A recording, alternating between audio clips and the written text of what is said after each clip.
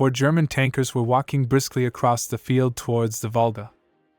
It was a hot day on August 23, 1942. The reconnaissance tank company was ahead of a huge armored column, which overcame for half a day the way of 60 kilometers from the Don to the Volga. The company ran out of gasoline, the tanks froze a kilometer from the river. The most impatient, led by a lieutenant, decided to reach the Volga on foot. It was not just a river, and the boundary, having reached which the Germans could breathe a sigh of relief, the goal was achieved. A few kilometers to the south was Stalingrad, which was bombed by hundreds of planes. The city was burning, the explosions tore high-rise buildings and shabby houses, factory chimneys collapsed. At this rate, by the evening there would be nothing left of Stalingrad.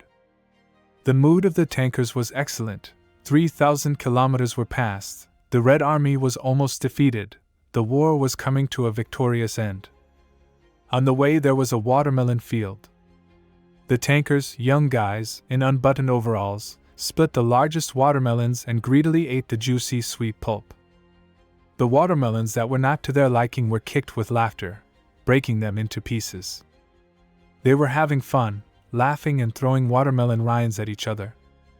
A watchman in shabby pants and a faded shirt came out of the hut, shook his fist at them and shouted something. He had never seen a German uniform and took the boys for village idlers. They had had enough moonshine in the heat and were fooling around as best they could. The watchman tried to chase the uninvited guests away, but they only laughed at him. Then he took out an old single-barreled shotgun and fired salt and small shots several times, trying to scare the guys in black. Someone was burned by the salt, someone shrieked, got a small pellet in the leg. And then the next thing that happened was incomprehensible. Everybody pulled out their pistols and opened fire. The watchman did not even have time to wonder why the gang had so many pistols. Several bullets hit him, and he fell down next to his hut. These were the first shots on the enemy, which sounded near Stalingrad. The tankers expected to be met by anti-tank guns, rows of trenches, machine gun nests. But instead, some dopey old man started firing from an ancient gun. "They will make a lot of war like that," said one of the tankers. "All day long we move on the steppe, and the Russians will not lift a finger." One hero was found, and he was wearing holy pants.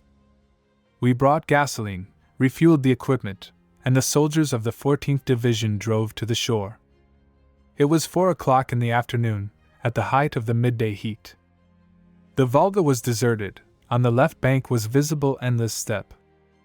Officers and soldiers were taking pictures and, looking at the river, were amazed at its width. Someone made hurried notes in diaries. "Everything is going as planned. In the morning we were on the Don, and now we are already on the Volga." It remained only to finish the city, which was burning in a huge fire, like many other cities through which the German troops passed. But don't be in a hurry, guys, to talk about victory. In burning Stalingrad, everything is just beginning.